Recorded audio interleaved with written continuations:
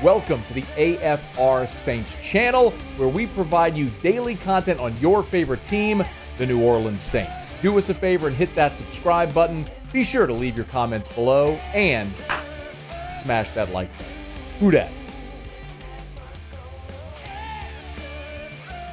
Saints are counting down the days. Only 3 more days out in Irvine as they'll wrap up training camp in Irvine, play the 49ers on Sunday, and make it back to the Big Easy. Our buddy Ross Jackson living the Cali life out there. By the way, it's 95, and it's now down to 77 because there's thunderstorms just roll through. But before the storms, Ross, it was 95 degrees. How's it going out there in Irvine?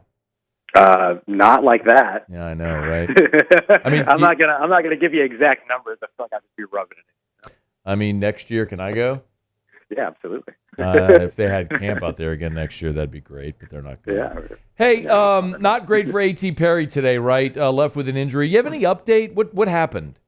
Yeah, we know that it's an ankle injury, but that's kind of all we know at the moment. We don't know severity. I will say I watched him walk away, and it didn't feel like he was laboring or any limp or anything like that. Now, that's just the visual representation of what happened. That doesn't necessarily mean that it's not a major issue, but it wasn't a situation where he was like carted off or helped carried off or anything like that. He wasn't leaning on anybody like after a long night or anything like that. It wasn't like that. It was just that he walked off the field with a trainer walking next to him. So I will say that he didn't look impacted by it, but we'll have to wait and see kind of what the actual. I'm sure they'll do tests and all that stuff to kind of figure out exactly what it is and figure it out more through imaging. Okay. Also, a roster move today. Saints waive Xander Horvath and sign cornerback Kaleb Ford-Dement. They're set at corner, right? What are they doing here? Yeah, I think this is because they are down Mac McCain, they're down Marshall Lattimore, and they're down Paulson Adebo still.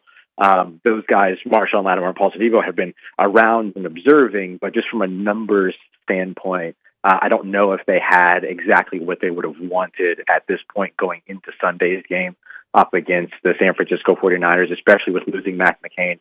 And then they also have had another guy in Millard Bradford who's been out with an injury as well since Saturday's game against the Arizona Cardinals. So I think they're just trying to shore up and make sure that they have the numbers that they need at defensive back before going into that Sunday game, or at least for practice up until that Sunday game. We'll see if either of those other guys ends up coming back by then. But I think that's really what it's more about, is just making sure that they have the manpower literally at the position. He's on Twitter at Ross Jackson Nola. Make sure you subscribe, Locked On Saints, and of course LouisianaSports.net. Maybe I can announce this, Ross. Our plan is our go live will be Sunday while Ross is covering the Saints and Niners, and we're looking forward to. It's about time. It's been a long time coming. We're excited about it. So if you haven't done it yet, go bookmark LouisianaSports.net. It's just a landing page, a holding page right now. You'll see it, but our go live, our expected is Sunday. So knock on wood, fingers crossed, all that stuff, and we get it across the finish line. Shaq Davis met with reporters today after rejoining the Saints. Anything of note there from the former and current Saint?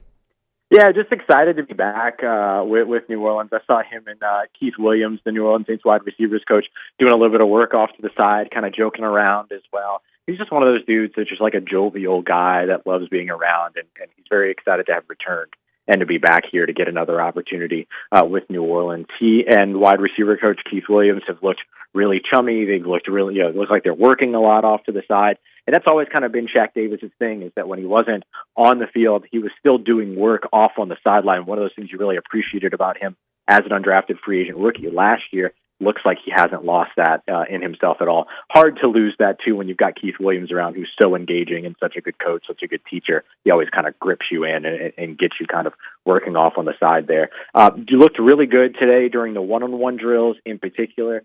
Just a big-body dude that's able to box out, make some strong catches, things like that. He was a big-time preseason star last year, so the hope now is that they'll be able to get him acclimated to the new system, or enough of the new system, knowing that they're not going to run their whole system on Sunday against San Francisco. But the hope now is to be able to kind of get him acclimated, to get him caught up so that he can go out there and take some reps, take some snaps, and hopefully perform at least somewhere close to where he did last year against San Francisco. And I think that could go a long way for him. Derek Carr had a good day? Really good day. He was perfect in team drills, 11 of 11. And I know we're talking about practice. I get it. I know. We can Allen Iverson it all day if we want to. But I will say that the reason why I think that it's important to see a performance like this today is because things weren't perfect. The offensive line was not perfect. He was sacked a couple of times, or what would have been a sack a couple of times. There were those situations, too, where he got the ball out a half second ahead of a defensive lineman getting there. But when he did that, he did it successfully, and he led touchdown drives. A lot of those touchdowns, he had multiple touchdowns today, a lot of them in the red zone, so we're not talking 60-yard bombs, we're talking 16-yard throws at the most, but good to see him do that in the red zone. And the other reason why I think that it's a positive thing is that you saw what happened Saturday, right? Those starters came out and left a lot to be desired in their two possessions. Seeing them come back and have access to their full system, their full scheme, and then all of a sudden be able to lead several good plays throughout practice, I still think that it is a positive. None of it matters unless it actually happens in the regular season, but it is a good thing that this offense needed going into practice this week after kind of, getting their butts kicked by defenses throughout most of the training camp. Any other standouts or notables today?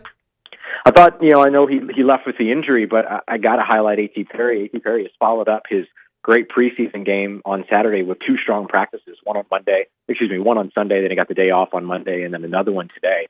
So that's one of the reasons why you hope that the injury is really minor and that he's back out here, is because he's been building on those good days here as of late. And that's really good, because the Saints need these wide receivers to kind of start separating themselves here. It feels like, Chris Olave, Rashid Shaheed, and Cedric Wilson and A.T. Perry are kind of like your top four guys, and then who's going to come out after that. But the more distance that A.T. Perry can create ahead of that fifth guy, I think is of value. And I thought Foster Moreau had a really good day today, too. Really good blocking reps on a few occasions. Now, there was one rep where he was one-on-one with Chase Young. I'm not going to hold that against him, all right? Like, we kind of understand in that situation. That's one of those me either situations. And so I excuse that one. But outside of that, good blocking reps throughout the day, and then had a really great catch and run where he got the right angle and actually outran Willie Gay for a big gain on a big kind of catch and run opportunity, well-placed ball, all that. So I thought that he was a pretty big standout today as well. On Twitter at Ross Jackson Nola. Give him a follow. Make sure you subscribe to the Locked On Saints podcast. And coming very, very soon, LouisianaSports.net. Ross will be leading our Saints coverage. We appreciate it, man. Only a few more days out in Cali, man. Enjoy that weather. I know. I'm going to enjoy it before I get back over there to that wet paper towel of an embrace of the city of New Orleans. It hits you right in the face when you get off the plane, man. You know you're home when. All right, we appreciate it. Thanks, man. Of course, man. Take care. Stay safe. Talk to you soon. Hey, thanks so much for watching. Please leave your comments. I love to interact. And be sure to hit the red subscribe button below.